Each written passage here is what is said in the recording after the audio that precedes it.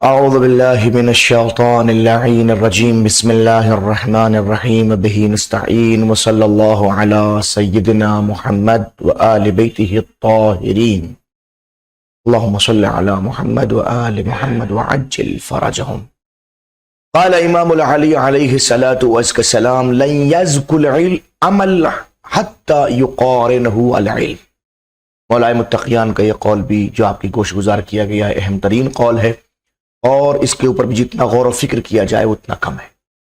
یقیناً غور و فکر کرنا آپ کو اور ہمیں کامیابی سے ہمکنار فرمائے گا۔ مولا فرماتے ہیں کہ لن یزک العمل، کسی بھی عمل کا تزکیہ نہیں ہو سکتا۔ تزکیے کا مطلب تصفیہ، تصفیے کا مطلب بہترین کرنا، اچھا عمل کر دینا، اس کو بہترین سنوار دینا، نوک پلک بہتر بنا دینا۔ تو لن یزک العمل، ہرگز ہرگز کسی عمل کی زکوٰۃ نہیں دی جا سکتی، کسی عمل کا تزکیہ نہیں ہو سکتا، کسی عمل کو پاک و صاف نہیں بنایا جا سکتا حتی یقارنہ العلم، جب تک کہ اس عمل کے ساتھ علم کو نہ ملا دیا جائے۔ یعنی علم کا سب سے بڑا کام یہ ہوتا ہے کہ علم عمل کے ساتھ میں آ کے عمل کو بہتر سے بہتر قرار دیتا ہے، اچھے سے اچھا قرار دیتا ہے، اور یہ ہر کسی کے بس کی نہیں ہے۔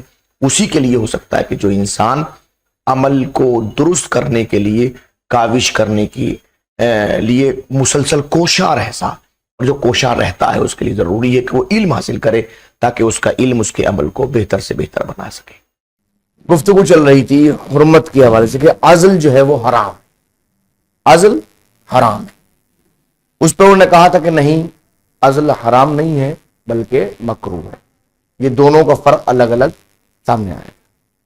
افوحیث یحکم بالتحریم، اور اس اعتبار سے کہ ہم حکم حرمت لگا دیں، چونکہ مصنف نے حکم حرمت لگایا ہے، ٹھیک ہے نا، اس بنیاد پر کہ اگر ہم عزل کو حرام تصور کریں فیجب دیۃ النطف لہا، اب اس صورت میں اس عورت کو، اس خاتون کو جو آپ کی اہلیہ ہے، جس سے آپ نے عزل کی شرط نہیں لگائی ہے، اس نطفے کی دیت اس کو دینا واجب ہے، چونکہ آپ نے ایک حرام کام کیا، حرام کے مقابلے وجوب آتا ہے۔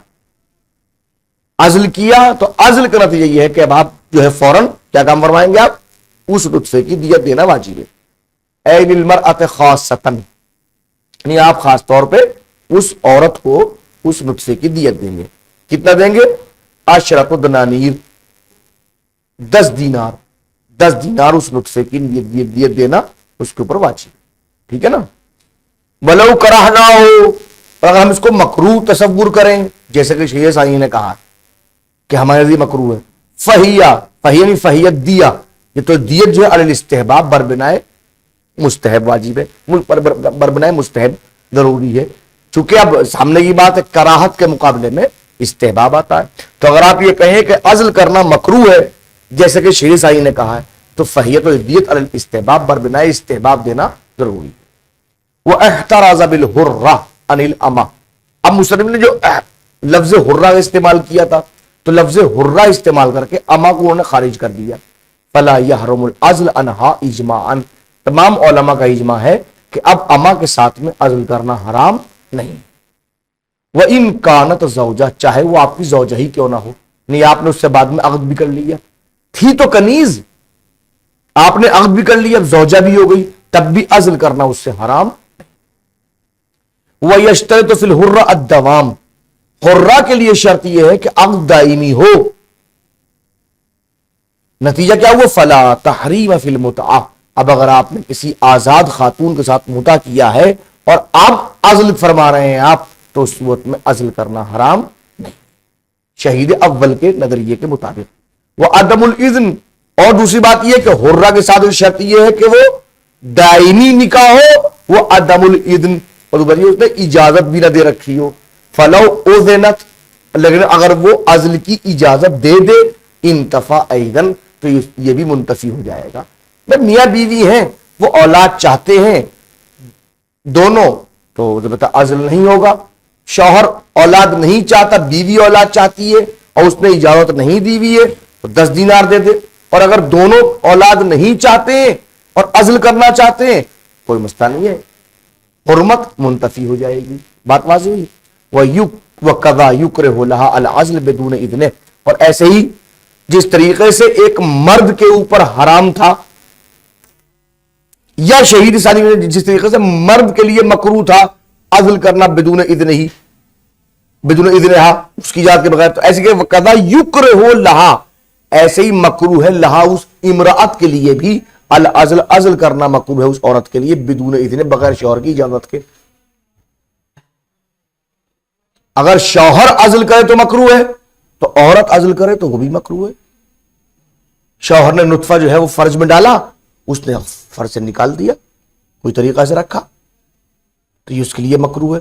وَهَلْ يَحْرُمْ لَوْ قُلْنَا بِهِ مِنْهُ، اور کیا اس کے لیے حرام بھی ہے لو قلنا بہی، اگر ہم اس کو کہیں بہی یعنی بالزوج من ہو، اس سے بھی اگر ہم یہ کہیں کہ بھئی شوہر کے لیے حرام تھا تو کیا اس کے لیے بھی حرام ہو گیا؟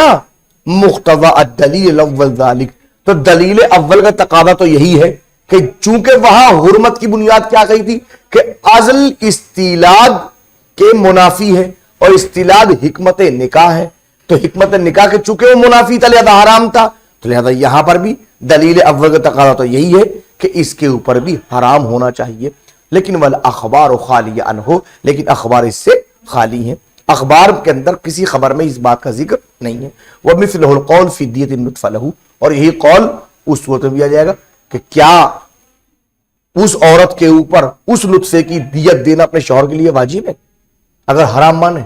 تو اگر کہیں گے آپ حرام ہے تو واجب ہے، اور کہیں اس کے اوپر مکروہ ہے تو مستحب ہے کہ وہ خاتون اب شوہر کو اپنے نطفے کی دیت دے۔ بات واضح ہوئی؟ ولا يجوز ترک وطء الزوجہ اکثر من 4 اشہر، اور جائز نہیں ہے کہ اپنی زوجہ کے ساتھ وطی کو ترک کر دے، انسان اپنے زوجہ کے ساتھ وطی نہ کرے، وطی ترک کر دے، چھوڑ دے مجامعت کرنا، کب تک؟ اکثر من 4 اشہر، 4 مہینے گزر جائیں اب جائز نہیں ہے، 4 مہینے تک آپ مجامعت نہیں کر سکتے آپ کا اپنا، لیکن 4 مہینے تک تو مستحب تھا، اور 4 مہینے گزر گئے تو واجب ہو جائے گا، چونکہ لا یجوز کا لفظ استعمال کیا ہے۔ وہ تو معاملہ دوسرا ہے، مجبوری کا مسئلہ ہوا، لیکن حالت اختیار میں مسائل کا تعلق حالت اختیار میں ولا یجوز ترک وطء الزوجہ، زوجہ کی وطی کو ترک کرنا جائز نہیں ہے اکثر من 4 اشہر، 4 مہینے زیادہ۔ والمعتبر فی، اور اس میں اعتبار کیا ہوگا؟ فی الوجوب مسمى ہو، اب وجوب واجب کب ہوگا؟ یہ تو مدت ہو گئی، المسمى جس کو کہے کہ ہاں وہ کیا ہے، وہ الموجب للغسل، کتنے دن تک انسان کے اوپر غسل واجب نہیں ہوتا؟ 4 مہینے تک تو جائز نہیں ہے وہ اوپر چھوڑنا، واجب کب ہوگا؟ عام طور پہ ایک انسان کتنے دن تک غسل جنابت نہیں کر پاتا؟ کچھ لوگ ایسے ہیں کہ ان کو فرض کیجئے ہر ہفتے غسل جنابت کرنا پڑتا ہے، احتلام ہو جاتا ہے، کچھ کو 15 دن، کچھ کو مہینے بھر، تو اس کا جو 15 دن کا ہے تو اس کو 15 دن میں کرنا چاہیے، واجب ہے اس کے اوپر کرنا۔ جس کو 1 مہینے تو 1 مہینے، جو 8 دن تو 8 دن۔ والمعتبر دیکھیے غور کیے بات ہو رہی ہے، والمعتبر فی الوجوب مسمى ہو، اور اعتبار وجوب میں مسمى ہے، مسمى کتنا کیا مطلب اس بات کا؟ کب واجب کہیں گے؟ کب؟ وهو الموجب للغسل، جب غسل کا موجب ہو جائے۔ ولا یشترط الانزال، یاد رکھیے جماع میں انزال کی شرط نہیں ہے کہ انزال ہو تبھی آپ نے کہیں گے نہیں نہیں نہیں، تو سامنے کی بات ہے، جنابت 2 ہی طرح سواری جاری ہوتی ہے، جو غسل سے یا انزال سے، یہاں پہ کیا انزال شرط نہیں ہے، آپ مجامعت کیجئے، وطی کیجئے، منزل ہونا ہو اپنی جگہ کے اوپر۔ ولا یکفی الدبر، اب اگر فرض کیجئے کوئی اس کراہت مغلظہ پر عمل کرے، العیاذ باللہ غیر راستے سے اختیار کرے، تو دبر سے وطی کر رہا ہے تو وہ بھی کفایت نہیں کرتا کہ میں دبر میں کر چکا ہوں وطی، نہیں، دبر راستہ ہی نہیں ہے وطی کا، جو راستہ اس راستے پہ چلیے، لہذا کوئی کرتا رہے تو وجوب ساقط نہیں ہوگا۔ بات سمجھ میں آ گئی؟ وَقَضَى لَا يَجُوزُ الدُّخُولُ قَبْلَ إِكْمَالِهَا 9 سنین، اور ایسے ہی جائز نہیں ہے کہ کوئی انسان اپنی زوجہ کے ساتھ دخول کرے یعنی مجامعت کرے، کب؟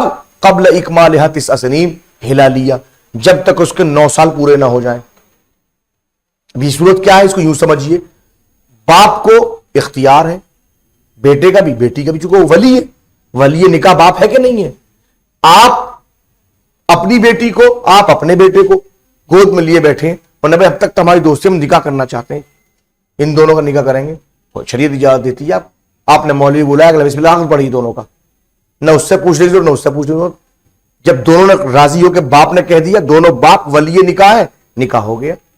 اب فرض کیے لڑکا تھا 10 سال کا، لڑکی تھی 3 سال کی، لڑکا 5 سال کے بعد کتنے کا ہو گیا؟ 15 سال کا، وہ بالغ ہو گیا۔ لڑکی 3 سال کی تھی، 8 سال کی ہو گئی، چلو اب دخول ہو سکتا ہے۔